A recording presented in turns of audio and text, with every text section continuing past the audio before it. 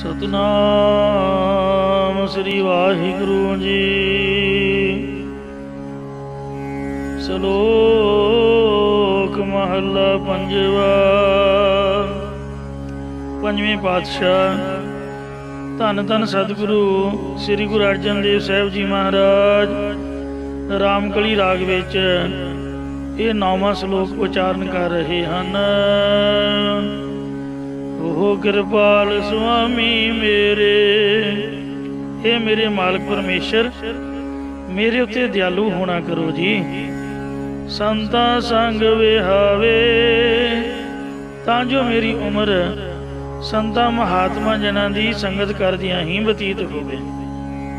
कबीर जी दा हुक्म है, कबीर संगत करिए साध की, अंत करे निर्वाह। सागत संग न कीजिए जाते हुए बिनाह।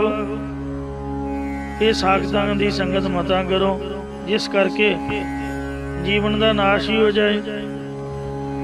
कबीर संगत साध की दिन दिन धूना हेत, साकतकारी कंबरी धोए हुए न सेत। कबीर एक घड़ी आदि खरी आदि होंदे आद, भगतन सेती गोष्ठ जो कीने सो लाभ। हे वाहिगुरु मेरे ते मेहर कर, मेरे ते कृपालु हो। संतां दी संगत करदियां ही मेरी उम्र बतीत होवे जी। उदों हो भुल्ले से जम जम मरदे तिन कदे न चुकन हावे। हे परमेश्वर जिहड़े जमां दे वस पै के तैनूं भुल्ले होए ने, वो 84 लाख जूनां वे जम जम के मरदे रहिंदे ने। और उन्हां दे अंदरों पदार्थां दे विछड़ने करके पए हुए झोरे कदे भी चुके नहीं जाते। महला पंजवा। सतगुर सिमर होया अपना घाट अब कट कट घाट। ये भाई सतगुरु साहब जी नूं अपना जान के सिमरना करो, क्योंकि सतगुरु जी घट हिरदे दे अंदर पैदा होने वाले काम क्रोध आदਿਕਾਂ तो रखिया करने वाले हैं। अब घट औखियां घाटियां विच भी रखिया करने वाले ने। दरियावां दे घाटां विच या बैतरनी नदी दे घाटां दी रखिया करने वाले ने, या संसार 84 लाख जूना रूप घाटां दे विच भी रखिया करने वाले हैं। चार खानियां दे घाटां घाटां विच भी रखिया करने वाले ने, या घाटे अब घट घट घाट। अब घट औखे स्थानां दे विच ते घट सुघट घाट सौखे स्थानां विच भाव सुख दीआं घाटियां विच भी रखिया करने वाले हैं। या घट अब घट औखियां घाटियां टेढ़ियां जूनां विच अते श्रेष्ठ घाटियां चंगियां जूनां विच ते चेतनता वाले शरीरां विच भी रखिया करने वाले हैं। इसे प्रकार सतगुर सिमर होया अपना घाटे अब घट घट घाट। जो घट हिरदे विच अब घट काम आदि औगण शुभ गुणां नूं घटाउण वाले ने, उन्हां नूं घटा के अपने सतगुरां द्वारा परमेश्वर नूं सिमरना करो। हर हर नाम जपंतिया कोई न बंधे बाट। सारियां नूं हरे भरे करन वाले हरि परमेश्वर दे नाम नूं जपदियां हर भगती रूप ज्ञान रूप रस्ते उपर चलदियां कोई भी राग द्वेष आदਿਕ या जमदूत आदਿਕ बन रुकावट नहीं पा सकते। महाराज का नाम जपद्या होया तां एक घड़ी के सिमरने पापी तरे अनेक। महाराज जनक ने सारे नरकी वेले करवा दिते सी। जिहड़ा खुद आप नाम जपदा ओदी क्यों ना सहायता होगी। पंजवें पातशाह जी का वचन है, जह साधु गोविंद भजन कीर्तन नानक नीत हणा होना तू न छुटै निकट ना जाइयो दूत। धर्मराजा आपदे दूतां नूं हुक्म करदा कि जिथे साधु रब दा भजन कीर्तन करदे होण तुसीं उत्थे नहीं जाना। जे चले गए ਤਾਂ ਰੱਬ ਦੀ ਦਰਗਾਹ 'ਚ ਵੱਜਿਆ ਹੋਇਆ ਨਾ ਤਾਂ ਮੈਂ ਛੁੱਟਾਂਗਾ ਨਾ ਤੁਸੀਂ ਛੁੱਟੋਗੇ, ਨਾ ਹੀ ਸਾਡੀ ਜਾਮਪੁਰੀ ਛੁੱਟੇਗੀ। ਸੋ ਇਸ ਲਈ ਮਹਾਰਾਜ ਦਾ ਨਾਮ ਜਪਣਾ ਚਾਹੀਦਾ। ਪੌੜੀ ਪੰਜਵੇਂ ਪਾਤਸ਼ਾਹ ਜੀ ਉਚਾਰਨ ਕਰ ਰਹੇ ਨੇ, ਜਿੱਥੇ ਤੂੰ ਸਮਰੱਥ ਜਿੱਥੇ ਕੋਈ ਨਾਹੀਂ। हे ਪਰਮੇਸ਼ਰ, ਜਿੱਥੇ ਮਾਤਾ ਦੇ ਗਰਭ ਦੇ ਵਿੱਚ ਕੋਈ ਵੀ ਸਹਾਇਤਾ ਕਰਨ ਵਾਲਾ ਨਹੀਂ ਹੈ, ਉੱਥੇ ਤੂੰ ਹੀ ਰੱਖਿਆ ਕਰਨ ਦੇ ਸਮਰੱਥ ਹੈ। ਮਾਤ ਗਰਭ ਮੈਂ ਆਪਨ ਸਿਮਰਨ ਦੇ, ਤਹਿ ਤੁਮ ਰਾਖਣ ਹਾਰੇ। ਪਾਵਕ ਸਾਗਰ ਅਥਾਹ ਲਹਿਰ ਮੈਂ, ਤਾਰੋ ਤਾਰਨ ਹਾਰੇ। ਮਾਧੋ ਤੂੰ ਠਾਕੁਰ ਸਿਰ ਮੋਰਾ, ਈਹਾ ਊਹਾ ਤੁਹਾਰੋ ਤੋਰਾ। ਸਾਨੂੰ ਤਾਂ ਇਸ ਲੋਕ 'ਚ ਤੇ ਪਰਲੋਕ ਦੇ ਵਿੱਚ ਤੇਰਾ ਹੀ ਆਸਰਾ ਹੈ ਜੀ। ਆਪਣਾ ਸਿਮਰਨ ਦੇ ਪ੍ਰਤਪਾਲਿਆ, ਉਹ ਸਗਲ ਘਟਾਂ ਕਾ ਮਾਲਕਾ। ਜਿਨੇ ਪ੍ਰਤਪਾਲ ਮਾਤਾ ਉਦਰ ਰਾਖੈ, ਲਗਨ ਦੇਤ ਨਾ ਸੇਖ। ਸੋਈ ਸੁਆਮੀ यहाँ राखै, ਬੂਝ ਬੁੱਧ ਵਿਵੇਕ ਮੇਰੇ ਮਨ ਨਾਮ ਕੀ ਕਰਟੇ। ਉੱਥੇ ਵੀ ਮਾਤਾ ਦੀ ਉਦਰ ਦੇ ਵਿੱਚ ਵੀ ਸਮਰੱਥ ਹੈ ਰੱਖਿਆ ਕਰਨ। ਉੱਥੇ ਤੇਰੀ ਰੱਖ ਅਗਨੀ ਉਦਰ ਮਾਹੀ। ਜੋ ਮਾਤਾ ਦੇ ਉਦਰ ਪੇਟ ਵਿੱਚ ਜਠਰ ਅਗਨੀ ਲੱਟ ਲੱਟ ਬਲ ਰਹੀ ਹੈ, ਜਿੱਥੇ ਖਾਧੇ ਮਾਤਾ ਦੇ ਰੋੜ ਵੀ ਉਹਨਾਂ ਦਿਨਾਂ 'ਚ ਹਜਮ ਹੋ ਜਾਂਦੇ, ਉੱਥੇ ਫੁੱਲ ਨਾਲੋਂ ਕੋਮਲ ਮਨੁੱਖਾ ਸਰੀਰ ਬੱਚੇ ਦੇ ਸਰੀਰ ਨੂੰ ਕੁਝ ਨਹੀਂ ਹੋਣ ਦਿੰਦਾ। ਉੱਥੇ ਵੀ ਹੀ ਵਾਹਿਗੁਰੂ ਰੱਖਿਆ ਕਰਕੇ ਹੀ, ਤੇਰੀ ਰੱਖਿਆ ਕਰਕੇ ਜੀਵ ਜੀਵਤ ਰਹਿੰਦਾ ਹੈ। ਪੌੜੀ ਰਗਤ ਬਿੰਦ ਕਰ ਨਿਮਿਆ, ਅਗਨ ਉਦਰ ਮਝਾਰ। ਉਰਦ ਮੁਖ ਕੋ ਚੀਲ ਬਿਕਲ, ਨਰਕ ਘੋਰ ਗੁਬਾਰ। ਹਰ ਸਿਮਰ ਤੂੰ ਨਾ ਜਲ ਹੈ, ਮਨ ਤਨ ਉਰ ਥਾਰ। ਵਿਖਮਤਾ ਨੂੰ ਜਿਨ ਰੱਖਿਆ, ਤਿਸ ਤਿਲ ਨਾ ਵਿਸਾਰ। ਸੋ ਜਿਸ ਵਾਹਿਗੁਰੂ ਦੀ ਕਿਰਪਾ ਨਾਲ ਸੁਣ ਕੇ ਜਮ ਕੇ ਦੂਤ, ਨਾਏ ਤੇਰਾ ਛੜ ਜਾਹੇ। हे ਪਰਮੇਸ਼ਰ, ਯਮ ਰਾਜੇ ਦੇ ਦੂਤ ਤੇਰੇ ਨਾਮ ਨੂੰ ਸੁਣ ਕੇ ਤੇ ਤੇਰੇ ਨਾਮ ਦੇ ਵਿੱਚ ਜੁੜੇ ਹੋਏ ਜਾਣ ਕੇ ਛੱਡ ਕੇ ਦੌੜ ਜਾਂਦੇ ਨੇ। ਤੇਰੇ ਨਾਮ ਨੂੰ ਸੁਣ ਕੇ ਯਮ ਰਾਜ ਦੇ ਦੂਤ ਵੀ ਛੱਡ ਜਾਂਦੇ ਨੇ। ਰੇ ਰੇ ਦਰਗਹਿ ਕਹੇ ਨਾ ਕੋ, ਆਓ ਬੈਠ। ਆਦਰ ਸੁਭ ਦੀ ਸਤਿਕਾਰ ਦਿੰਦੇ ਨੇ, ਕੋਈ ਹੋਏ ਕਰਕੇ ਨਹੀਂ ਬੁਲਾਉਂਦਾ, ਛੱਡ ਕੇ ਪਰੇ ਹੋ ਕੇ ਖਲੋ ਜਾਂਦੇ ਨੇ। ਜਿਵੇਂ ਭਾਈ ਪੁਰਾਣਾ ਜੀ ਨੇ ਕਿਸੇ ਸ਼ਾਹੂਕਾਰ ਨੂੰ ਜਦੋਂ ਬੁਖਾਰ ਚੜਿਆ ਹੋਇਆ ਸੀ, ਸੁਖਮਨੀ ਸਾਹਿਬ ਦਾ ਪਾਠ ਸੁਣਾ ਕੇ ਗੁਰਦੁਆਰੇ ਵੀ ਨਹੀਂ ਆਇਆ, ਬਾਰੇ ਬਾਰੀ ਮੁਕਤ ਕਰਕੇ ਉਹਨੂੰ ਸੱਚਖੰਡ ਨੂੰ ਤੋਰ ਦਿੱਤਾ। ਵੇਖੋ ਕਿੰਨੀ ਕਿਰਪਾ ਹੋਈ। ਉਹਨੂੰ ਸਮਝਾਇਆ ਕਿ ਭਲਿਆ ਲੋਕਾ, ਤੂੰ ਸਾਰੀ ਜ਼ਿੰਦਗੀ ਕੋਈ ਚੰਗਾ ਕੰਮ ਨਹੀਂ ਕੀਤਾ, ਤੇ ਪਰ ਹੁਣ ਤੂੰ ਸੁਖਮਨੀ ਸਾਹਿਬ ਦਾ ਪਾਠ ਸੁਣਿਆ, ਇਹਦਾ ਫਲ ਤੈਨੂੰ ਮਿਲਣਾ ਹੈ। 2 ਘੜੀਆਂ ਸੰਗਤ ਦੇ ਦਰਸ਼ਨ ਹੋਣਗੇ, 4 ਘੜੀਆਂ ਸੰਗਤ ਦੇ ਦਰਸ਼ਨ ਹੋਣਗੇ, ਤੇ ਤੂੰ ਕहीं ਵੀ ਮੈਂ ਪਹਿਲਾਂ ਕਰਨੇ ਨੇ। ਉਹ ਸੱਚਖੰਡ ਦੇ ਵਿੱਚ ਜਦ ਪਹੁੰਚਿਆ, ਭਾਈ ਪੁਰਾਣਾ ਜੀ ਨੇ ਉਹਨੂੰ ਇਸ਼ਾਰੇ ਨਾਲ ਆਪਦੇ ਕੋਲ ਬੁਲਾਇਆ। ਉਹਨਾਂ ਨੇ ਪਹਿਚਾਨ ਲਿਆ ਤੇ ਕਹਿੰਦੇ ਬੈਠ ਜਾ। ਤੇ ਬਾਰ-ਬਾਰ ਘੜੀ ਵੱਲ ਵੇਖੇ, ਦਰਵਾਜ਼ੇ ਵੱਲ ਵੇਖੇ। ਭਾਈ ਸਾਹਿਬ ਕਹਿੰਦੇ ਕਿੱਧਰ ਵੇਖ ਰਹੇ ਆ?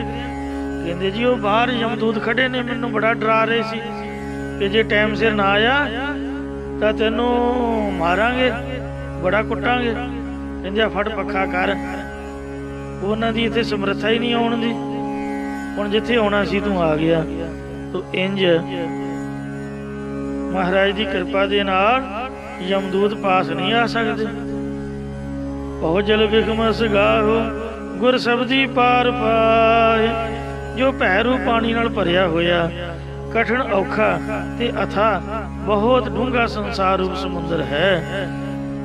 ਇਸ ਤੋਂ ਜੀਵ ਗੁਰ ਸਬਦੀ ਪਾਰ ਪਾਏ, ਗੁਰੂ ਉਪਦੇਸ਼ ਦੀ ਕਮਾਈ ਕਰਕੇ ਹੀ ਪਾਰ ਪੈਂਦਾ ਹੈ।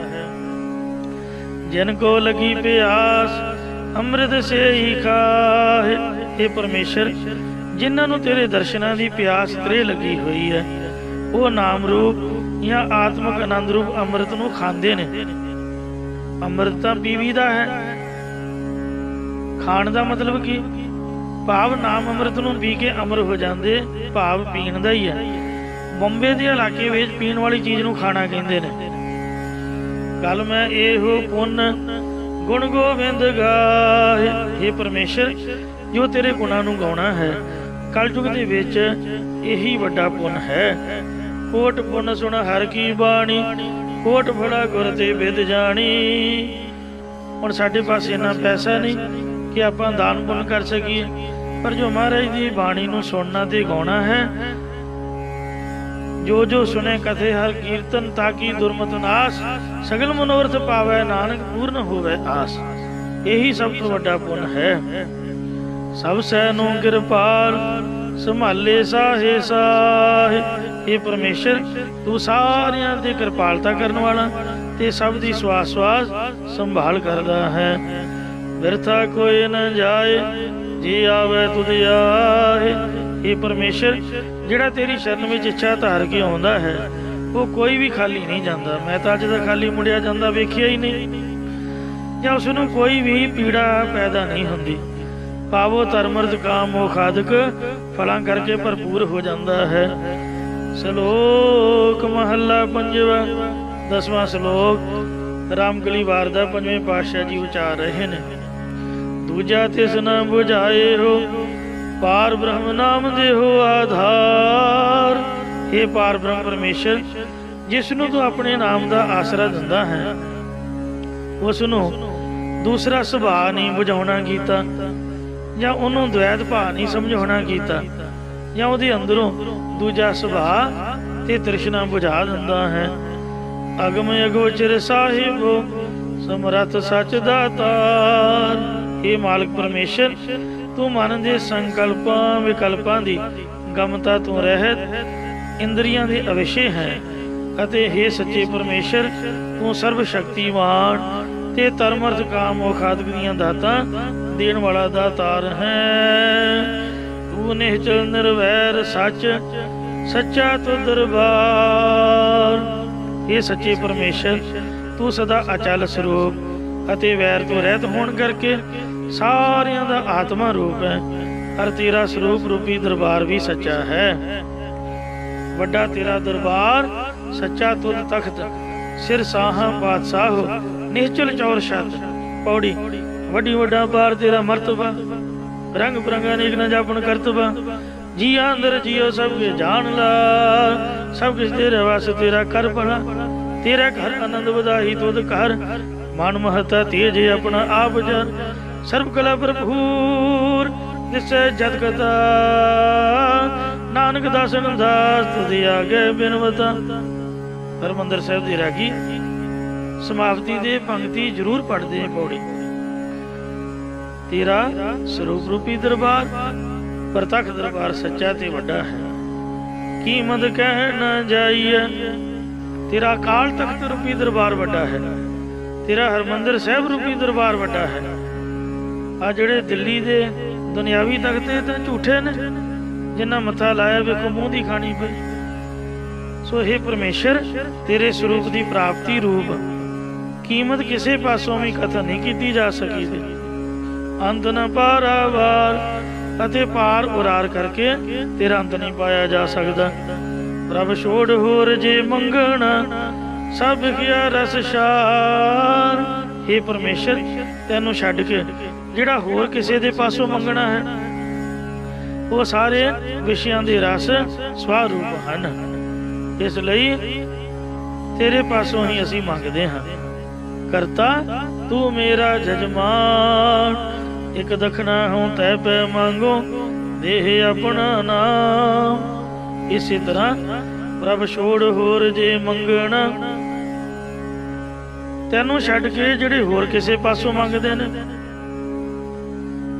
ਮਹਾਰਾਜ ਦਾ ਵਚਨ ਹੈ ਕਿ ਹਰੀ ਦਾ ਨਾਮ ਛੱਡ ਕੇ ਜਿਹੜਾ ਕੁਝ ਹੋਰ ਮੰਗਣਾ ਹੈ, ਸਿਰ ਦੁੱਖਾਂ ਕੈ ਦੁੱਖ, ਦੇਹ ਨਾਮ ਸੰਤੋਖੀਆ, ਉਤਰੈ ਮਨ ਕੀ ਭੁੱਖ। ਪ੍ਰਭ ਛੋੜ ਹੋਰ ਜੇ ਮੰਗਣਾ, ਸਭ ਕਿਆ ਰਸ ਛਾੜ।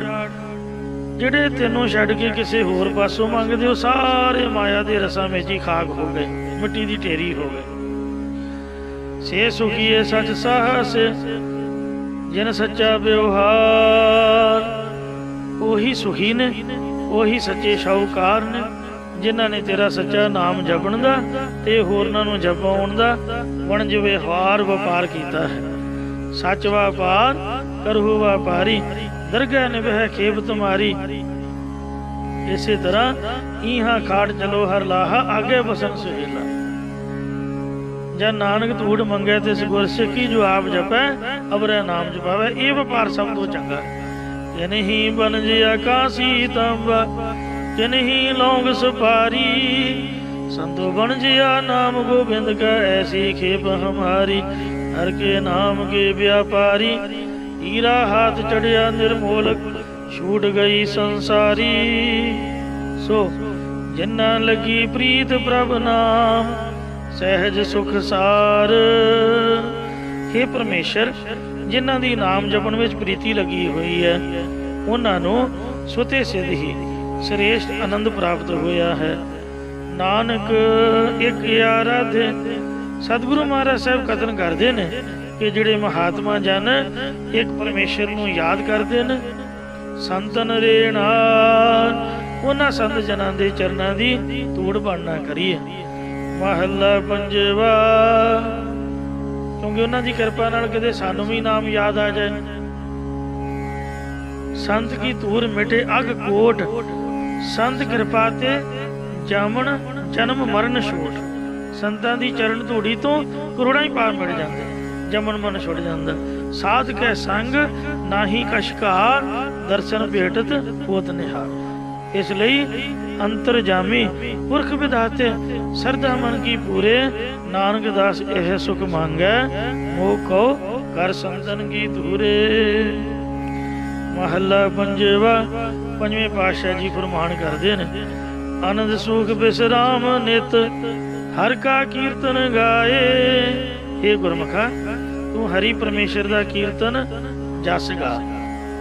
जस गाने करके तेनों हमेशा वास्ते आनंद स्वरूप की प्राप्ति ते सुख दे विच तेरा टिका होवेगा। कीर्तन का मतलब की है? जस गाना।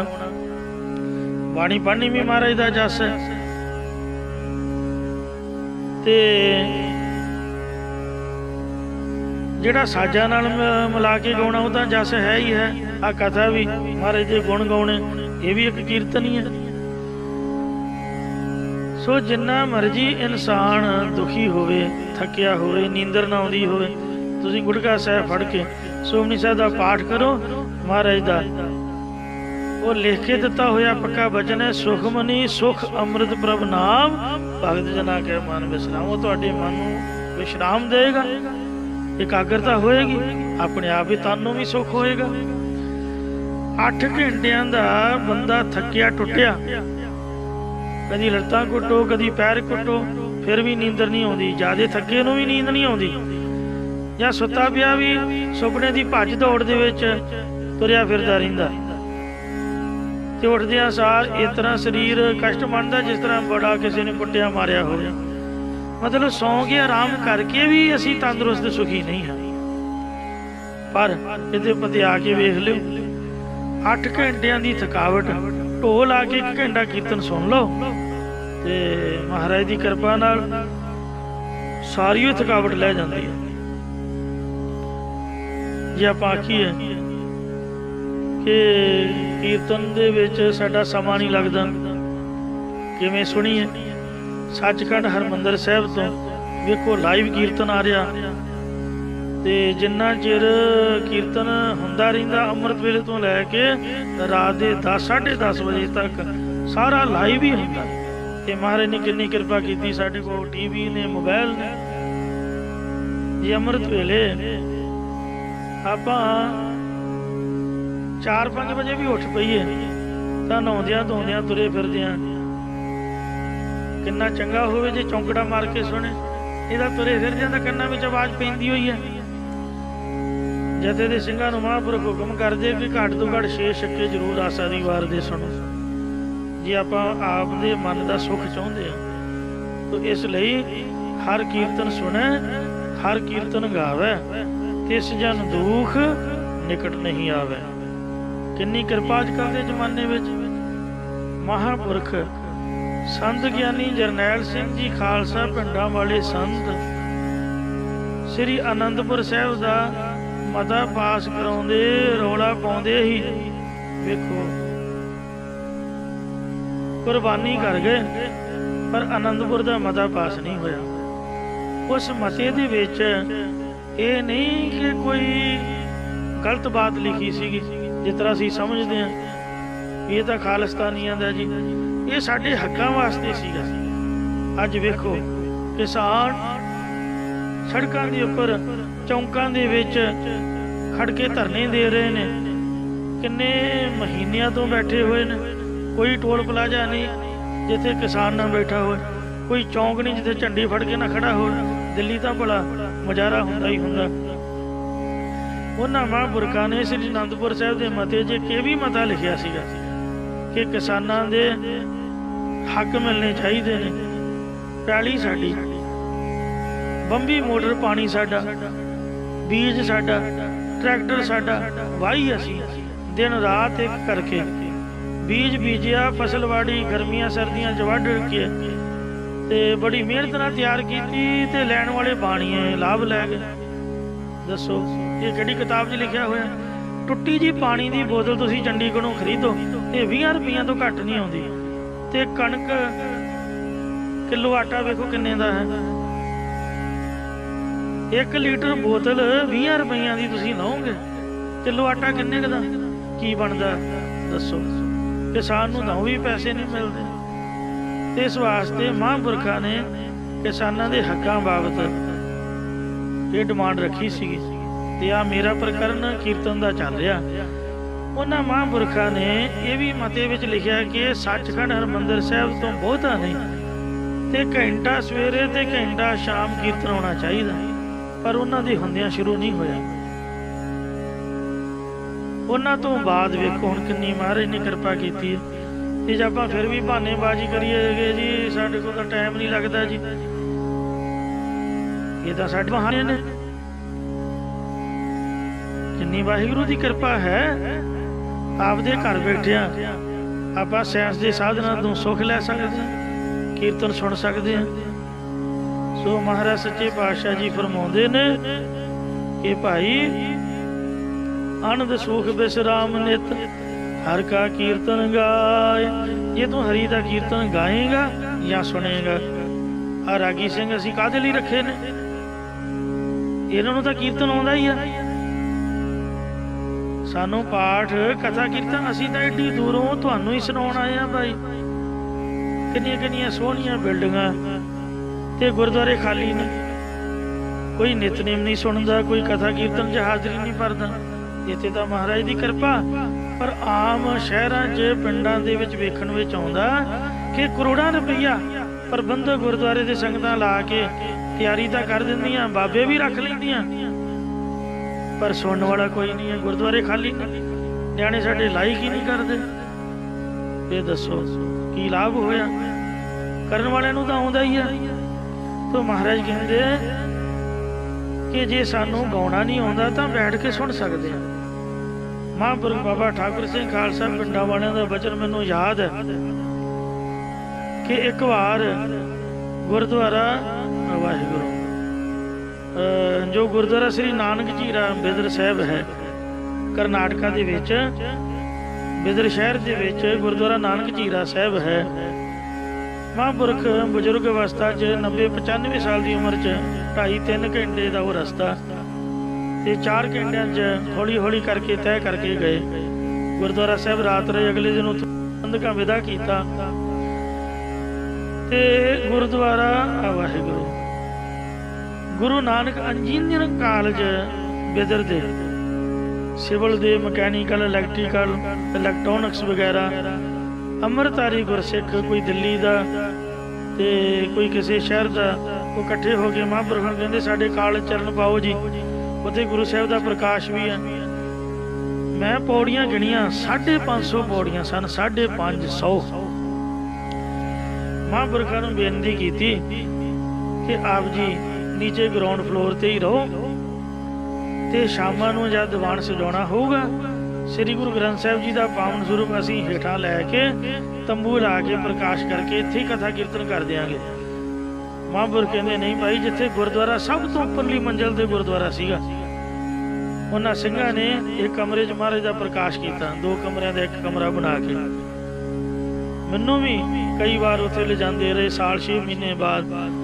ਹਰ ਮੈਸ ਜੋ ਆਪਾਂ ਖਾਂਦੇ ਨਹੀਂ ਸੀ, ਆਪ ਹੱਥੀਂ ਰੋਟੀ ਪਕਾ ਕੇ ਛਕਾਉਂਦੇ ਰਹੇ ਨੇ। ਪਿਆਰ ਵਾਲੇ ਗੁਰਮੁਖ ਸੀਗੇ। ਕਹਿੰਦੇ ਭਾਈ ਮੈਂ ਤਾਂ ਉੱਪਰ ਜਾਣਾ। ਮੈਂ ਕਿਹਾ ਬਾਬਾ ਜੀ ਲਿਫਟ ਨਹੀਂ ਹੈ, ਤੁਸੀਂ ਚੜੋਗੇ ਕਿਵੇਂ? ਕਹਿੰਦੇ ਲੈ ਮੈਨੂੰ ਕੀ ਹੋਇਆ, ਤੂੰ ਬਾਣੀ ਸੁਣਾ। ਮੈਂ ਬਾਣੀ ਸੁਣਾਉਂਦਾ ਰਿਹਾ, 24 ਸਾਹਿਬ ਦੇ ਪਾਠ, ਜਪਜੀ ਸਾਹਿਬ ਦੇ ਪਾਠ ਸੁਣਦੇ ਸੁਣਦੇ। ਕਹਿੰਦੇ ਆਪਾਂ ਹੌਲੀ ਹੌਲੀ ਸਾਹ ਲੈ ਕੇ ਚੜ੍ਹ ਜਾਵਾਂਗੇ। ਉਹ 10 ਪੌੜੀਆਂ ਦੇ ਬਾਅਦ ਵੱਡਾ ਸਟੈਪ ਆਉਂਦਾ, ਉੱਥੇ ਥੋੜ੍ਹਾ ਜਿਹਾ ਘੁੰਮ ਫਿਰ ਕੇ ਸਾਹ ਲੈ ਲੈਂਦੇ, ਫਿਰ ਉੱਪਰ ਨੂੰ ਚੜ੍ਹ ਜਾਂਦੇ। ਇਹ ਉਹ ਘੰਟੇ ਕੁ ਦੇ ਵਿੱਚ ਉੱਪਰ ਨੂੰ ਚੜ੍ਹ ਗਏ। ਕਹਿੰਦੇ ਭਾਈ ਹੁਣ ਕੀਰਤਨ ਸੁਣਾਓ।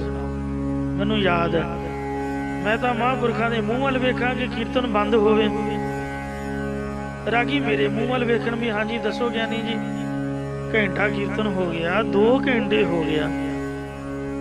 ਕਹਿਣ ਸੁਣਾਈ ਜਾਓ ਜੀ, ਸੁਣਾਈ ਜਾਓ। ਲਗਾਤਾਰ 4-5 ਘੰਟੇ ਮਹਾਂਪੁਰਖਾਂ ਕੀਰਤਨ ਸੁਣਿਆ, ਕਥਾ ਹੋਣ ਹੀ ਨਹੀਂ ਦਿੱਤੀ। ਆਖਿਆ ਕੀਰਤਨ ਜੀ ਬੜਾ ਆਨੰਦ ਹੈ। ਫਿਰ ਕੀਰਤਨ ਸੁਣ ਕੇ ਬਾਹਰ ਆਏ। ਕਹਿਣ ਲੱਗੇ ਗੁਰਮੁਖੋ ਤੁਹਾਨੂੰ ਪਤਾ ਕਿ ਮੇਰੀ ਸਾਰੀ ਕੱਲ ਦੀ ਥਕਾਵਟ ਤੇ ਅੱਜ ਪੌੜੀਆਂ ਚੜ੍ਹ ਕੇ ਆਉਣ ਦੀ ਸਾਰੀ ਥਕਾਵਟ ਕੀਰਤਨ ਸੁਣਨਾ ਰਹਿ ਗਈ। ਮੇਰੀ ਤਸੱਲੀ ਹੋ ਗਈ। ਅਸੀਂ ਆਖਿਆ ਧੰਨ ਨੇ ਮਹਾਂਪੁਰਖ ਤੇ ਧੰਨ ਗੁਰੂ ਦੀ ਬਾਣੀ। ਸੋ ਇਸ ਵਾਸਤੇ ਪਾਤਸ਼ਾਹ ਜੀ ਦਾ ਵਚਨ ਹੈ, ਸਾਧ ਸੰਗ ਕਲ ਕੀਰਤਨ ਗਾਇਆ, ਨਾਨਕ ਤੇ ਮੋਹ ਨਾ ਆਇਆ। ਇੱਕ ਵਾਰ ਮਹਿਤਾ ਸਾਹਿਬ ਮਹਾਂਪੁਰਖਾਂ ਦਾ ਸੁਭਾਅ ਸੀਗਾ, ਕੈਨੇਡਾ, ਅਮਰੀਕਾ, ਇੰਗਲੈਂਡ ਜਿੱਥੇ ਵੀ ਹੋਣਾ, ਕਹਿਣਾ ਟੀਵੀ ਲੈ ਕੇ ਆਓ। ਕਾਹਤੋਂ?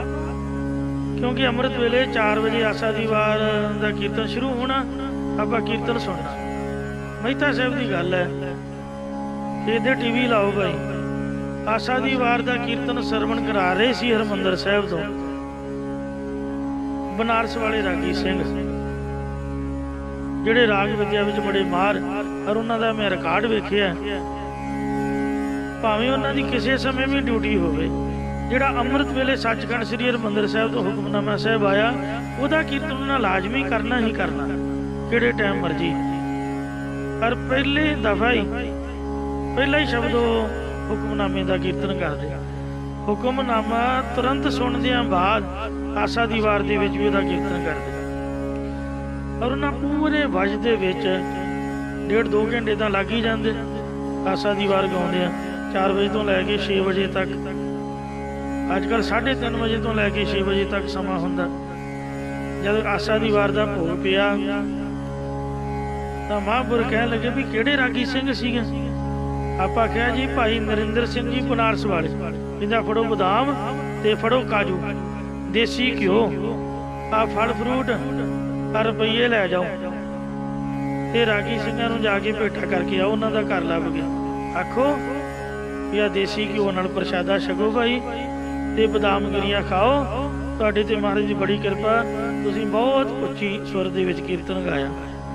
ਇੰਜ ਮਹਾਂਪੁਰਖਾਂ ਦਾ ਕੀਰਤਨ ਨਾਲ ਪਿਆਰ ਸੀਗਾ। ਸੋ ਸਤਿਗੁਰੂ ਜੀ ਫਰਮਾਉਂਦੇ ਨੇ, ਅਨੰਦ ਸੁਖ ਬਿਸਰਾਮ ਨਿਤ ਹਰ ਕਾ ਕੀਰਤਨ ਗਾਏ, ਅਵਰ ਸਿਆਣ ਵਿਛਾੜ ਦੇ ਨਾਨਕ ਉਦਰਸ ਨਾਏ। ਇਸ ਲਈ ਹੈ ਜੀਵ ਤੂੰ ਕਥਾ ਕੀਰਤਨ ਪਾਠ ਪੂਜਾ ਦੇ ਵਿੱਚ ਹੀ ਲਗਾ ਰਹੋ। ਆਪਦੀ ਬੁੱਧੀ ਦੀਆਂ ਹੋਰ ਚਤੁਰਾਈਆਂ ਨੂੰ ਛੱਡ ਦੇ। ਚਤੁਰਾਈ ਸਿਆਣਪਾ ਕਿਤੇ ਕੰਮ ਨਾ ਆਈ ਹੈ, ਇਹ ਕਿਸੇ ਕੰਮ ਨਹੀਂ ਆਉਣੀਆਂ। ਸਤਿਗੁਰੂ ਮਹਾਰਾਜ ਕਥਨ ਕਰਦੇ ਨੇ, ਕਿਉਂਕਿ ਪਰਮੇਸ਼ਰ ਦਾ ਨਾਮ ਜਪਣ ਕਰਕੇ ਹੀ ਤੂੰ ਸੰਸਾਰ ਸਮੁੰਦਰ ਤੋਂ ਉਤਰ ਜਾਵੇਂਗਾ। ਪੌੜੀ ਪੰਜਵੇਂ ਪਾਤਸ਼ਾਹ ਜੀ ਉਚਾਰ ਰਹੇ ਹਨ, ਨਾ ਤੂੰ ਆਵਹਿ ਵਸ ਬਹੁਤ ਗਿਣਾਵਣੇ। ਇਹ ਪਰਮੇਸ਼ਰ ਬਹੁਤੀਆਂ ਲੇਲੜੀਆਂ ਕੱਢਣ ਕਰਕੇ, ਪਾ ਮਿਹਨਤਾਂ ਕਰਨੇ ਕਰਕੇ ਤੂੰ ਕਿਸੇ ਦੀ ਅਧੀਨਗੀ ਵਿੱਚ ਨਹੀਂ ਆਉਂਦਾ। ਨਾ ਤੂੰ ਆਵਹਿ ਵਸ ਵੇਦ ਪੜ੍ਹਾਵਣ, 4 ਵੇਦ ਪੜ੍ਹਨ ਦੇ ਪੜ੍ਹਾਉਣ ਕਰਕੇ ਵੀ ਤੂੰ ਕਿਸੇ ਦੇ ਵਸ ਨਹੀਂ ਆਉਂਦਾ। ਨਾ ਤੂੰ ਆਵਹਿ ਵਸ ਤੀਰਥ ਨਹਾਈਐ, 68 ਤੀਰਥਾਂ ਦੇ ਇਸ਼ਨਾਨ ਕਰਨੇ ਕਰਕੇ ਵੀ ਤੂੰ ਕਿਸੇ ਦੇ ਅਧੀਨ ਨਹੀਂ ਆਉਂਦਾ। ਨਾ ਤੂੰ ਆ ਬਸ ਧਰਤੀ ਧਾਈਐ, ਧਰਤੀ ਤੇ ਦੌੜਨੇ ਕਰਕੇ ਵੀ ਤੂੰ ਕਿਸੇ ਦੇ ਅਧੀਨ ਨਹੀਂ ਆਉਂਦਾ। ਨਾ ਤੂੰ ਆਵੈ ਬਸ ਕਿਤੇ ਸਿਆਣਪੈ, ਕਿਸੇ ਪਾਸੋਂ ਵਿਵਹਾਰਾਂ ਸ਼ਾਸਤਰਾਂ ਗਿਆਨ ਆਦਿਕ ਦੀਆਂ ਚਲਾਕੀਆਂ ਸਿੱਖਣੇ ਕਰਕੇ ਵੀ ਤੂੰ ਕਿਸੇ ਦੇ ਅਧੀਨ ਨਹੀਂ ਆਉਂਦਾ। ਨਾ ਤੂੰ ਆਵੈ ਵਸ ਬਹੁਤਾ ਦਾਨ ਦੇ, ਬੇਅੰਤ ਦਾਨ ਦੇਣੇ ਕਰਕੇ ਵੀ ਤੂੰ ਕਿਸੇ ਦੇ ਅਧੀਨਗੀ ਵਿੱਚ ਨਹੀਂ ਆਉਂਦਾ। ਸਭ ਕੋ ਤੇਰਾ ਵਸ ਅਗਮ ਅਗੋਚਰਾ, ਇਹ ਮਨ ਦੀ ਗਮਤਾ ਤੋਂ ਪਰੇ ਹਰ ਇੰਦਰੀਆਂ ਦੀ ਅਵਿਸ਼ੇ ਪਰਮੇਸ਼ਰ ਹਰ ਕੋਈ ਤੇਰੇ ਅਧੀਨ ਹੈ। ਤੂੰ ਭਗਤਾਂ ਕੈ ਵਸ ਭਗਤਾਂ ਤਾਣ ਤੇਰਾ, ਇਹ ਪਰਮੇਸ਼ਰ ਤੂੰ ਪ੍ਰੇਮ ਕਰਨੇ ਕਰਕੇ ਭਗਤਾਂ ਦੇ ਅਧੀਨ ਹੈ ਅਤ ਭਗਤਾਂ ਨੂੰ ਤੇਰਾ ਤਾਣ ਬਲ ਹੈ। ਭਾ ਭਗਤ ਜਨ ਤੇਰੇ ਜ਼ੋਰ ਦੇ ਆਸਰੇ ਹੀ ਭਗਤੀ ਕਰਦੇ ਨੇ। ਇਸੇ ਪੌੜੀ ਦੇ ਮਨ ਪਰਦਾਏ ਅਰਥ ਇੰਜ ਵੀ ਲਗਾਉਂਦੇ ਨੇ ਗਿਆਨੀ ਸਿੰਘ, ਪਿਆਰ ਨਾਲ ਸੁਣੋ। ਨਾ ਤੂੰ ਆਵਹਿ ਵਸ ਬਹੁਤ ਘਿਣਾਵਣੇ, ਇਹ ਮੇਰਿਆ ਮਨ ਜਿਹੜੇ ਬਹੁਤ ਘਿਣਾਵਣ ਭਾਵ ਵਿਖਾਵੇ ਮਾਤਰ ਗਰੀਬੀ ਦੀਆਂ ਗੱਲਾਂ ਉਚਾਰਦੇ ਨੇ, ਉਹਨਾਂ ਦੇ ਵੀ ਤੂੰ ਵਸ ਵਿੱਚ ਨਹੀਂ ਆਉਂਦਾ ਹੈ। ਉੱਪਰੋਂ ਕੁਛ ਹੋਰ ਅੰਦਰੋਂ ਕੁਛ ਹੋਰ। ਇੱਕ ਟਕਸਾਲ ਦੇ ਮਹਾਂਪੁਰਖੀ ਮੈਂ ਐਸੇ ਤੱਕੇ ਨੇ ਜਿਨ੍ਹਾਂ ਦਾ ਅੰਦਰੋਂ ਬਾਹਰੋਂ ਜੀਵਨ ਇੱਕੋ ਜਿਹਾ, ਜੋ ਦਿਨੇ ਉਹੀ ਰਾਤ ਨੂੰ। 5-7 ਸਿੰਘ ਅਸੀਂ ਰੋਜ਼ ਰਾਤ ਨੂੰ ਮਹਾਂਪੁਰਖਾਂ ਦੇ ਕੋਲ ਪਹਿਰਾ ਦਿੰਦੇ, ਕੋਈ ਮੰਜੇ ਹੇਠ, ਕੋਈ ਸੱਜੇ, ਕੋਈ ਖੱਬੇ।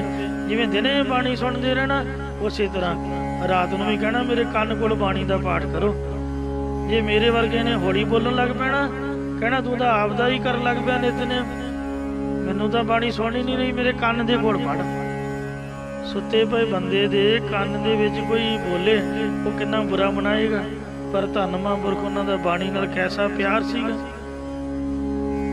ਸੋ ਮਹਾਂਪੁਰਖ ਬਾਬਾ ਜਰਨੈਲ ਸਿੰਘ ਸਾਹਿਬ ਵੀ ਜੋ ਕਹਿੰਦੇ ਸੀ ਉਹੀ ਕੁਛ ਕਰਦੇ ਸਨ। ਤੇ ਕਹਿੰਦੇ ਵੀ ਸਾਡੀ CID ਤਾਂ ਉਹ ਕਰੇ ਜੇ ਅਸੀਂ ਬਾਹਰ ਕੁਛ ਹੋ ਰੱਖੀ, ਅੰਦਰ ਕੁਛ ਹੋ ਰਹੀ ਹੈ। ਅਸੀਂ ਤਾਂ ਬਿਲਕੁਲ ਸਪਸ਼ਟ ਗੱਲ ਕਰਦੇ ਹਾਂ, ਸੱਚੀ ਗੱਲ। ਉਹਨਾਂ ਦਾ ਮਨ ਵੀ ਬੜੀ ਚੜ੍ਹਦੀ ਕਲਾ ਵਾਲਾ, ਕਾਬੂ ਵਿੱਚ ਸੀ। ਇੱਕ ਸਿੱਖ ਜਪਜੀ ਸਾਹਿਬ ਦੇ ਪਾਠ ਕਰਿਆ ਕਰਦੇ, ਔਰ ਹਮੇਸ਼ਾ ਹੀ ਉੱਚਾ ਸੁੱਚਾ ਰਹਿਤ ਵਾਲਾ, ਚੜ੍ਹਦੀ ਕਲਾ ਵਾਲਾ ਉਹਨਾਂ ਦਾ ਜੀਵਨ ਸੀਗਾ। ਇਹ ਮੇਰਾ ਮਨਾ ਜਿਹੜੇ ਕੇਵਲ ਵਿਖਾਵੇ ਮਾਤਰ ਗਰੀਬੀ ਦੀਆਂ ਗੱਲਾਂ ਉਚਾਰਦੇ ਨੇ, ਦਿਲ ਕਾਤੀ ਗੁੜਵਾਦ, ਦਿਲ ਦੇ ਵਿੱਚ ਤਾਂ ਛੁਰੀ ਹੈ ਤੇ ਮੁੱਖੋਂ ਮਿੱਠੀਆਂ ਗੁੜ ਵਰਗੀਆਂ ਗੱਲਾਂ ਕਰਦੇ ਨੇ। ਜੀਵਨ ਉਹਨਾਂ ਦਾ ਹੈ ਕੋਈ ਨਹੀਂ। ਵੇਖੋ ਨੂੰ ਤਾਂ ਸੋਹਣੇ ਸਰਦਾਰ ਨੇ, ਚਿੱਟੀਆਂ ਪੱਗਾਂ, ਚਿੱਟੇ ਦਾੜੇ, ਸਰਦਾਰਾਂ ਦੇ ਘਰ ਦਾ ਜਨਮ, ਤੇ ਪਰ ਕੰਮ ਪਖੰਡ ਵਾਲੇ, ਆਪਦੇ ਆਪ ਨੂੰ ਗੁਰੂ ਅਖਵਾਉਣਾ। ਤੇ ਇਸ ਲਈ ਮਹਾਰਾਜ ਕਹਿੰਦੇ ਨਾ ਤੂੰ ਆਵੇ ਬਸ ਵੇਦ ਪੜ੍ਹਾਵਣੇ, ਜਿਹੜੇ ਵੇਦਾਂ ਸ਼ਾਸਤਰਾਂ ਨੂੰ ਆਪ ਪੜ੍ਹਦੇ ਅਤੇ ਹੋਰਨਾਂ ਨੂੰ ਪੜ੍ਹਾਉਂਦੇ ਨੇ, ਉਹਨਾਂ ਦੇ ਵੀ ਤੂੰ ਵਸ ਵਿੱਚ ਨਹੀਂ ਆਉਂਦਾ। ਕਬੀਰ ਬਾਹਮਣ ਗੁਰੂ ਹੈ ਜਗਤ ਕਾ, ਭਗਤਨ ਕਾ ਗੁਰ ਨਾਹੇ, ਅਰਜ ਉਰਜ ਕੈ ਪਚਮੁਆ ਚਾਰੋ ਬੇਦੋ ਮਾਹੇ। ਨਾ ਤੂੰ ਆਵੇ ਵਸ ਤੀਰਥ ਨਹਾਈਐ, ਜਿਹੜੇ ਤੀਰਥ ਯਾਤਰੂ ਬਣ ਕੇ ਤੀਰਥਾਂ ਦੇ ਇਸ਼ਨਾਨ ਕਰਦੇ ਫਿਰਦੇ ਨੇ, ਉਹਨਾਂ ਦੇ ਵੀ ਤੂੰ ਵਸ ਨਹੀਂ ਆਉਂਦਾ। ਨਾ ਤੂੰ ਆਵੇ ਵਸ ਧਰਤੀ ਧਾਈਐ, ਜਿਹੜੇ ਧਰਤੀ ਤੇ ਦੌੜਦੇ ਫਿਰਦੇ ਨੇ, ਉਹਨਾਂ ਦੇ ਵੀ ਹੇ ਵਾਹਿਗੁਰੂ ਤੂੰ ਵਸ ਵਿੱਚ ਨਹੀਂ ਆਉਂਦਾ। ਨਾ ਤੂੰ ਆਵੇ ਵਸ ਕਿਤੇ ਸਿਆਣਬੈ, ਜਿਹੜੇ ਕਿਸੇ ਤੋਂ ਵਿਵਹਾਰਕ ਅਤੇ ਸ਼ਾਸਤਰ ਗਿਆਨ ਦੀਆਂ ਸਿਆਣਪਾਂ ਸਿੱਖਣਾ ਕਰਦੇ ਨੇ, ਉਹਨਾਂ ਦੇ ਵੀ ਤੂੰ ਵਸ ਵਿੱਚ ਨਹੀਂ ਆਉਂਦਾ। ਨਾ ਤੂੰ ਆਵੇ ਵਸ ਬਹੁਤਾ ਦਾਨ ਦੇ, ਜਿਹੜੇ ਦਾਨੀ ਬਣ ਕੇ ਬਹੁਤਾ ਦਾਨ ਦਿੰਦੇ ਨੇ, ਉਹਨਾਂ ਦੇ ਵੀ ਤੂੰ ਵਸ ਵਿੱਚ ਨਹੀਂ ਆਉਂਦਾ। ਫਿਰ ਤੂੰ ਮਹਾਰਾਜ ਵਸ ਕਿੰਨਾ ਦੇਵੇ? ਕਹਿੰਦੇ ਸਭ ਕੋ ਤੇਰਾ ਵਸ ਅਗਮ ਅਗੋਚਰਾ, ਇਹ ਮਨਾ ਸਭ ਕੁਝ ਤੇਰੇ ਵਸ ਹੈ, ਪਰ ਕੇਵਲ ਅਗਮ ਅਗੋਚਰ ਪਰਮੇਸ਼ਰ ਤੇਰੀ ਗਮਤਾ ਤੋਂ ਪਰੇ ਹੈ। ਤੂੰ ਭਗਤਾਂ ਕੈ ਵਸ ਭਗਤਾਂ ਤਾਣ ਤੇਰਾ, ਇਹ ਮਨਾ ਤੂੰ ਕੇਵਲ ਬੰਦਗੀ ਕਰਨ ਵਾਲੇ ਭਗਤਾਂ ਦੇ ਵਸ ਹੈ, ਕਿਉਂਕਿ ਭਗਤ ਜਨਾਂ ਨੇ ਦੈਵੀ ਸੰਪਦਾ ਨੂੰ ਧਾਰਨ ਕਰਕੇ ਤੇਰੇ ਵਿੱਚੋਂ ਆਸੁਰੀ ਸੰਪਦਾ ਦਾ ਬਲ ਖਤਮ ਕਰ ਦਿੱਤਾ ਹੈ। ਸ਼ਲੋਕ ਮਹੱਲਾ ਪੰਜਵਾ। ਪੰਜਵੇਂ ਪਾਤਸ਼ਾਹ ਧੰਨ ਧੰਨ ਸ੍ਰੀ ਗੁਰੂ ਅਰਜਨ ਦੇਵ ਸਾਹਿਬ ਜੀ ਮਹਾਰਾਜ 11ਵਾਂ ਸ਼ਲੋਕ ਉਚਾਰ ਰਹੇ ਨੇ। आपे वैद आप नारायण। नारायण परमेश्वर आपे आप ही हौमे अज्ञान के रोग नूं मिटण वाला गुरु रूप वैद है। या आप ही हौमे दे रोग नूं मिटण वाला गुरु रूप वैद है। अते आप ही परमेश्वर सब दे हिरदे रूप घर दे विच व्यापक है। यह वैद जीअ का दुख लाएण। जिहड़े दुनिया दे वैद ने ये तां वैद जीव नूं हंगता दा दुख लाउणा चंबेड़ना जाणदे ने, पाप भरम दे विच पाउणा जाणदे ने। पर जो गुरु रूपी वैद ने वो जीवां दा जमन मन रूपी दुख ला दिंदे ने, पाप मिटना करदे ने।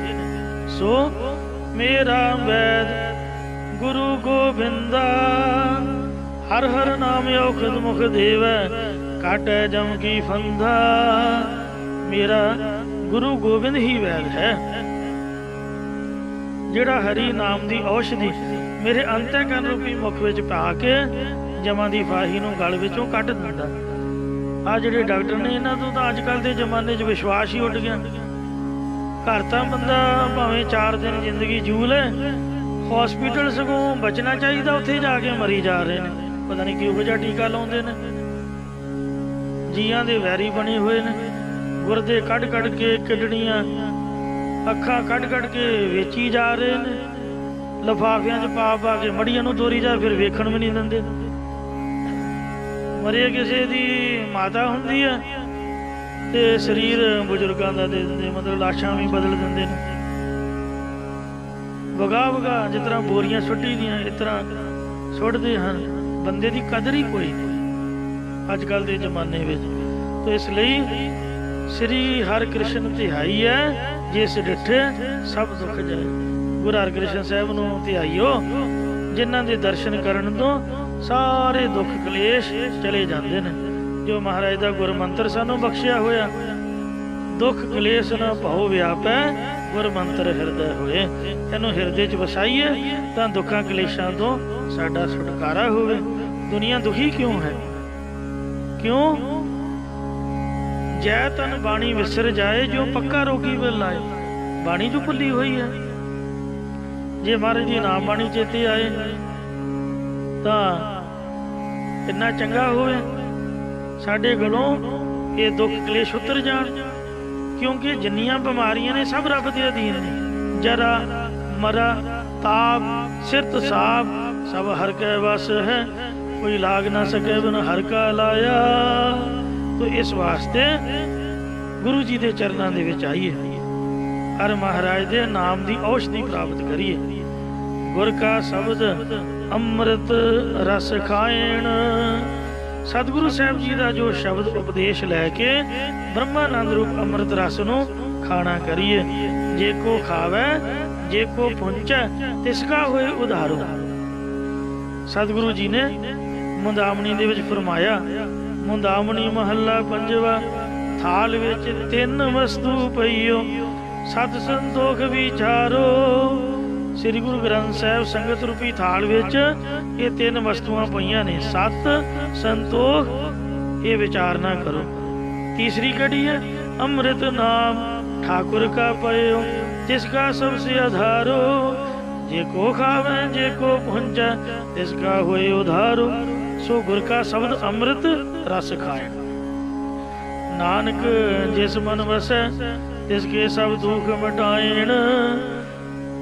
सो रज रज भोजन खावो मेरे भाई।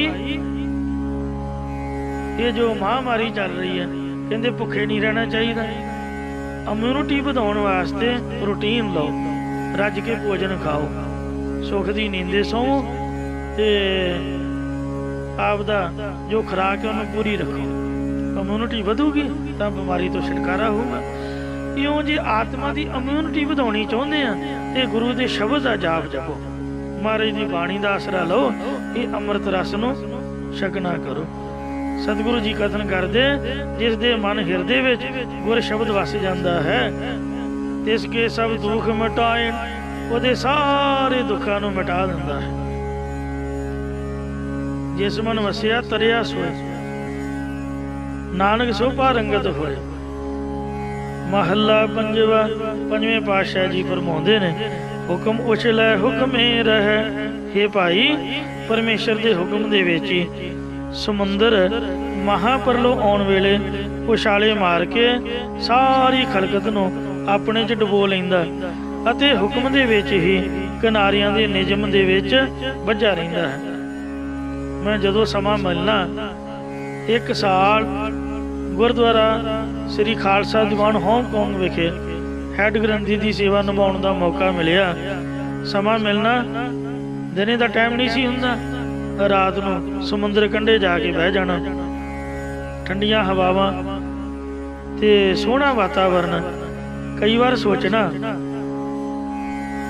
क्योंकि वो जिहड़ा जल सी पानी सी बिल्कुल नेड़े ही होना। 4-5 पौड़ियां उतर के जितना आपां हरकी पौड़ी तो जल लेंदे आ, बिल्कुल ऐन इसे तरह ही नेड़े ही। ते कई बार सोचना भी जे पानी उपर आ जाए फिर की करे। किसी नूं पुछया, कहंदे नहीं बाबा जी इस तरह नहीं हुंदा, फिर तां दुनिया चढ़ाई कर जाए, वाहिगुरू दे हुक्म दे विच मर्यादा च रहिंदा।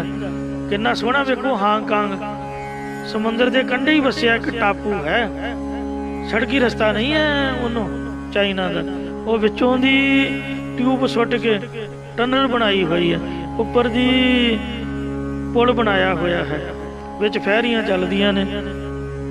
और वो जिहड़ा समुंदर है महाराज के हुक्म च। इसे प्रकार हुक्म उछलै हुक्मे रह। परमेश्वर के हुक्म दे विच संसार रूपी समुंदर आसुरी संपदा विच उछाले मारदा है अते हुक्म दे विच ही दैवी संपदा करके उछालन तो रहत हो जाता है, या हुक्म दे विच ही समाधि ला के विकारां वालों संसार रूप समुंदर स्थित रहिंदा है। इसे प्रकार हुक्म उछलै हुक्मे रह। हुक्म विच जग्यासु रूप समुंदर दा मन प्रेम दे उछाले मारदा है ਅਤੇ ਹੁਕਮ ਦੇ ਵਿੱਚ ਹੀ ਸਮਤਾ ਨੂੰ ਧਾਰਨ ਕਰਕੇ ਤੇ ਵਿਕਾਰਾਂ ਦੀ ਕੁਸੰਗਤ ਤੋਂ ਰਹਿਤ ਹੋ ਕੇ ਆਤਮਿਕ ਆਨੰਦ ਵਿੱਚ ਅਸਥਿਤ ਰਹਿੰਦਾ ਹੈ। ਇਸੇ ਪ੍ਰਕਾਰ ਹੁਕਮ ਉਛਲੇ ਹੁਕਮੇ ਰਹਿ। ਪਰਮੇਸ਼ਰ ਦੇ ਹੁਕਮ ਦੇ ਵਿੱਚ ਹੀ ਜੀਵ ਹੰਕਾਰ ਰੂਪ ਉਛਾਲਾ ਮਾਰਦਾ ਹੈ ਅਤੇ ਹੁਕਮ ਦੇ ਵਿੱਚ ਹੀ ਨਿਮਰਤਾ ਨੂੰ ਧਾਰਨ ਕਰਕੇ ਰਹਿੰਦਾ ਹੈ। ਹੁਕਮੇ ਦੁੱਖ ਸੁੱਖ ਸਮ ਕਰ ਸਹਿ। परमेश्वर के हुक्म दे विच ही जीव दुख ते सुख नूं बराबर करके सहारदा है। हुक्मे नाम जपै दिन रात। हुक्म अनुसार ही जीव रात दिने नाम अमृत नूं जपदा है। नानक जिसनों होवै दात। सतगुरु महाराज साहब जी कथन करते हैं कि वो नाम जपदा जिस दे ताईं गुरां द्वारा प्रेमा भगति ब्रह्म विद्या नाम की बख्शिश प्राप्त होती है। हुक्म रै हुक्मे ही जीव। परमेश्वर के हुक्म दे विच जीव या संसार मरदा है अते हुक्म दे विच ही जिउंदा है। इसे प्रकार हुक्म रै हुक्मे ही जीव। जीव हुक्म करके ही जीवित भाव वालों मरदा है ते या हुक्म करके ही संसार वालों मरदा है अते हुक्म करके ही गुरां दे उपदेश द्वारा जीवन मुक्त होण रूप जिउंदा है। हुक्मे नाना वड्डा थीवै। हुक्म दे विच ही छोटे जे आकार वाला मच्छर आदि जीव बन जाता है अते हुक्म दे विच ही वड्डा हुंदा है। भाव हाथी आदि वड्डे आकार वाला भी बन जाता है। इसे प्रकार हुक्मे नाना वड्डा थीवै। हुक्म दे विच ही निक्का भाव निमरता गरीबी धारण करके वड्डे ब्रह्म की प्राप्ति वाला हो जाता है। हुक्मे सोग हरख आनंद।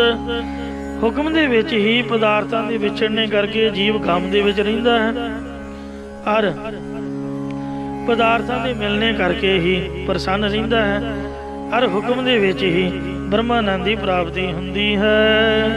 हुक्मे जपै निरोधर गुरमंत।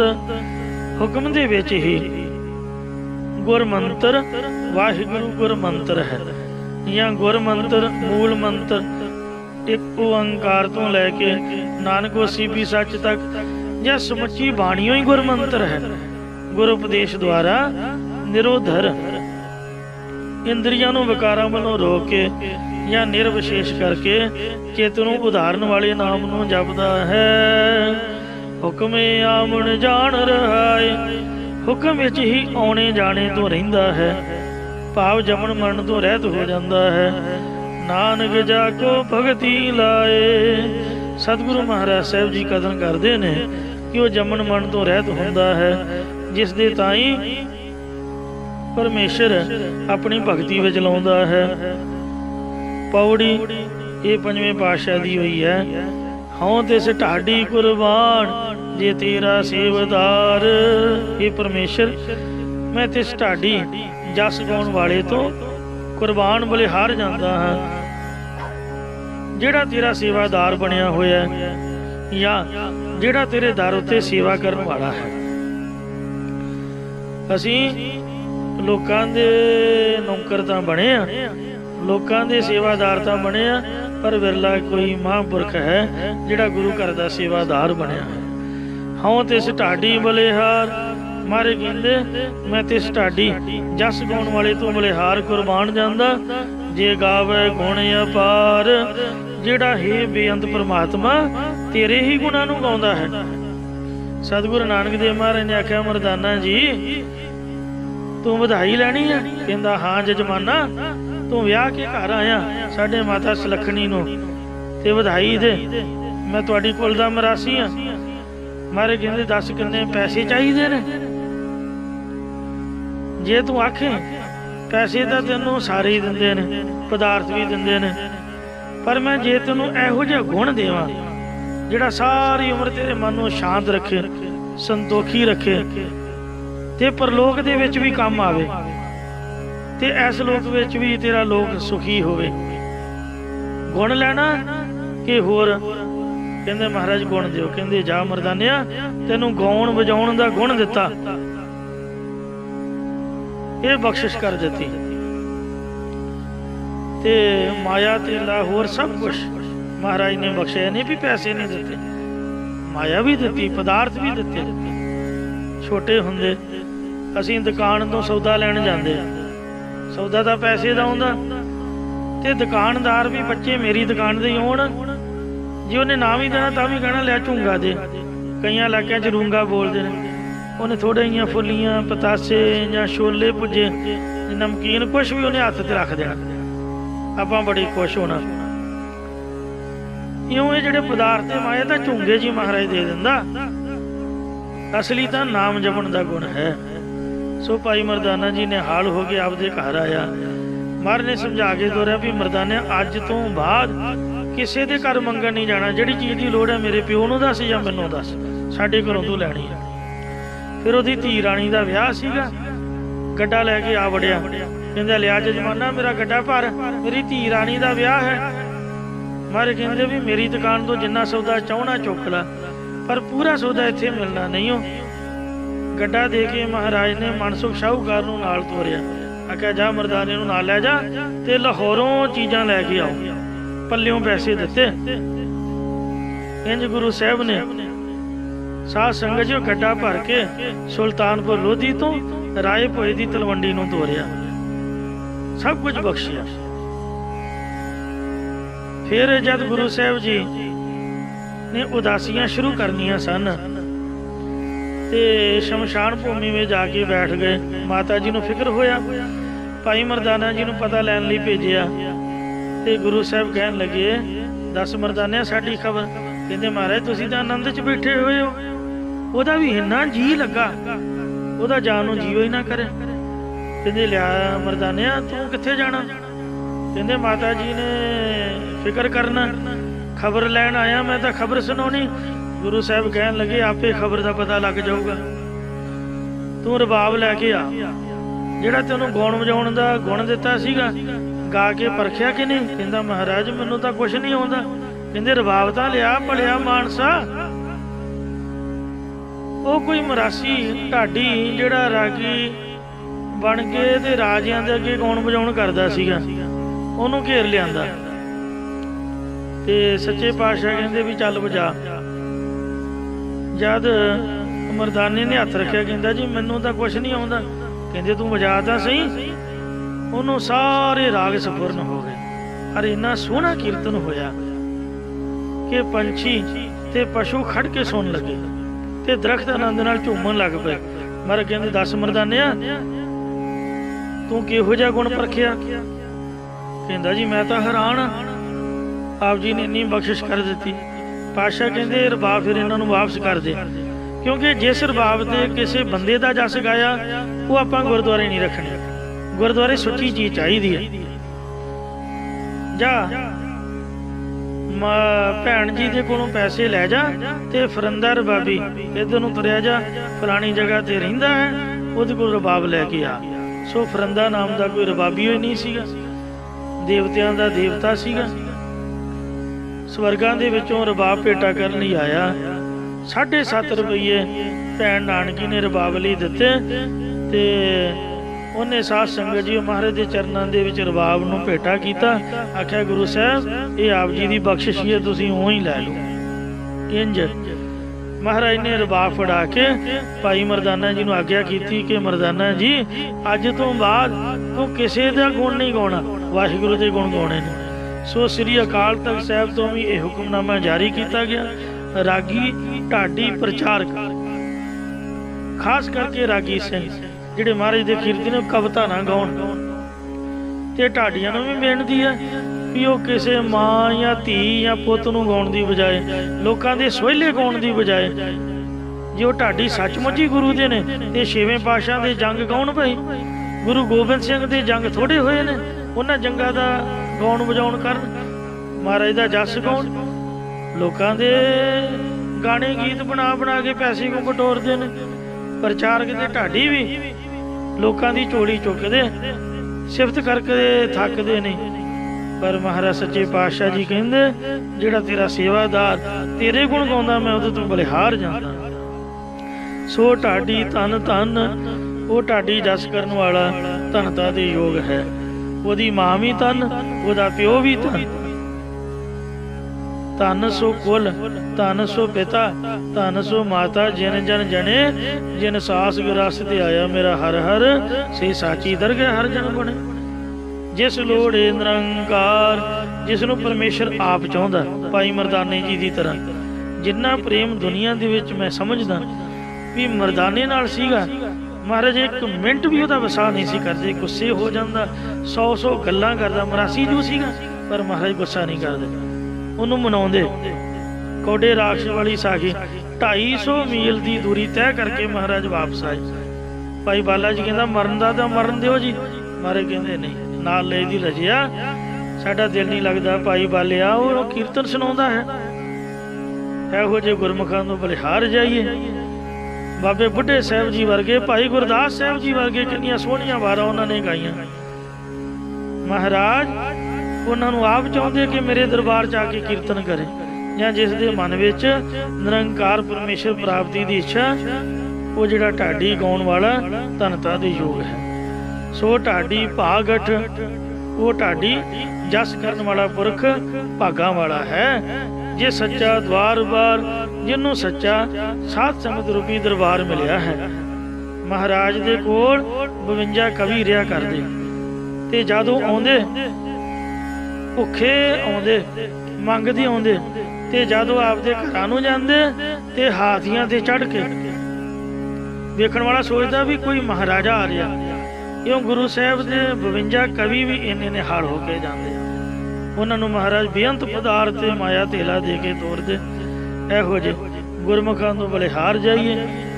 ਇਸੇ ਪ੍ਰਕਾਰ ਸੋ ਢਾਡੀ ਭਾਗਠ, ਜਿਸ ਸੱਚਾ ਦਵਾਰ ਬਾਰ, ਜਿਸ ਨੂੰ ਦੁਆਰਿਆਂ ਵਾਲੇ ਸੰਸਾਰ ਵਿੱਚੋਂ ਗੁਰਾਂ ਦੁਆਰਾ ਗਿਆਨ ਰੂਪ ਦਰਵਾਜ਼ੇ ਦੀ ਪ੍ਰਾਪਤੀ ਹੋਈ ਹੈ, ਉਹ ਜਸ ਕਰਨ ਵਾਲਾ ਪੁਰਖ ਭਾਗਾਂ ਵਾਲਾ ਹੈ। ਜਾਂ ਜੇ ਸੱਚਾ ਦਵਾਰ ਬਾਰ, ਜਿਸ ਨੂੰ ਮਨੁੱਖਾ ਜਨਮ ਰੂਪ ਦੁਆਰੇ ਵਿੱਚ ਸੱਚਾ ਗਿਆਨ ਰੂਪ ਦਰਵਾਜ਼ਾ ਪ੍ਰਾਪਤ ਹੋਇਆ, ਜਾਂ ਜਿਸ ਦਾ ਦੁਆਰਿਆਂ ਵਾਲਾ ਸਰੀਰ ਤੇ ਇੰਦਰੀਏ ਵੀ ਸੱਚੇ ਨੇ, ਸੋ ਢਾਡੀ ਭਾਗਠ, ਉਹ ਜਸ ਕਰਨ ਵਾਲਾ ਪੁਰਖ ਭਾਗਾਂ ਵਾਲਾ ਹੈ। ਉਹ ਢਾਡੀ ਤੁਧ ਤੇ ਆਏ, ਕਲਾਣੇ ਦਿਨ ਰਹਿਣਾ। ਇਹ ਪਰਮੇਸ਼ਰ, ਉਹ ਢਾਡੀ ਜਸ ਗਾਉਣ ਵਾਲਾ ਤੈਨੂੰ ਧਿਆਉਂਦਾ ਹੈ, ਅਤੇ ਮਨ ਬਾਣੀ ਕਰਕੇ ਦਿਨ ਰਾਤ तेरे कलाने कहिए जस नूं गाउंदा है। मंगै अमृत नाम ना आवे कदे हार। जिहड़ा तेरे पासों नाम अमृत नूं जपना मंगदा है उस नूं कदा चित भी काम आदਿਕਾਂ ਤੋਂ ਜਾਂ ਮਨੁੱਖਾ जन्म विच भी हार नहीं आउंदी। पावो पुरख संसार विच मनुखा जन्म रूप बाजी नूं जित के जांदा है। कपड़ भोजन सच रहदा लिवै धार। हे परमेश्वर, ऐसे जस करने वाले पुरख नूं तू प्रेम रूपी कपड़ा ते सच्चा ब्रह्म ज्ञान रूपी भोजन दिंदा है। इसे करके वो सदा तेरी सच्ची लिव दे आसरे रहिंदा है। इसे प्रकार रहदा लिवै धार, जो तेरे सच्चे नाम दे विच ले बिरती नूं तेल धारा वा धार के रहिंदा है। कपड़ भोजन सच, उसदा तेरा सच्चा नाम ही कपड़ा ते भोजन है। पहर सिर पाओ सेवक जन मेले, जन नानक प्रगट पहारे। हर नाम हमारा पहनन, जित फिर नंगे ना होवे। और पहनन की हमारी सर्द गई, कोट पैंटना नूं भला की करना। महाराज ने एहो जिहा सिफत शर्म का कपड़ा मांगो। एहो जिहा महाराज ने कपड़ा बख्शिया सिफत दा, वाहिगुरु दे गुण गाउण वाला, वैराग धारण वाला कि जित फिर नंगे ना होवे। जिहदे नाल बंदा नंगा नहीं हुंदा, वो पटदा ही नहीं। और कपड़े कोट पैंट वगैरह पहनण दी साडी सरदा चली गई है।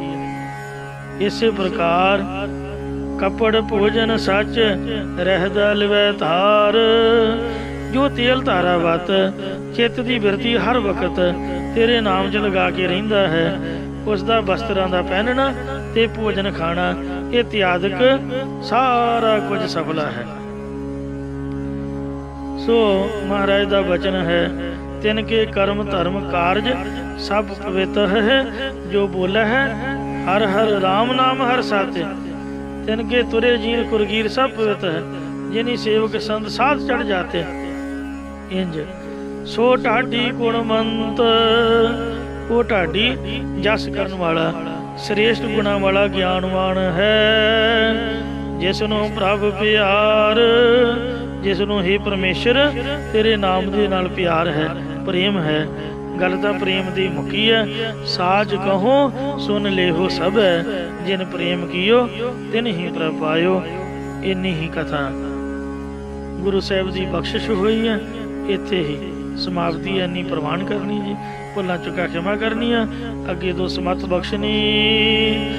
कपड़ भोजन सच रहदा लिवै धार, सो ढाडी गुणवंत जिसनों प्रभ प्यार।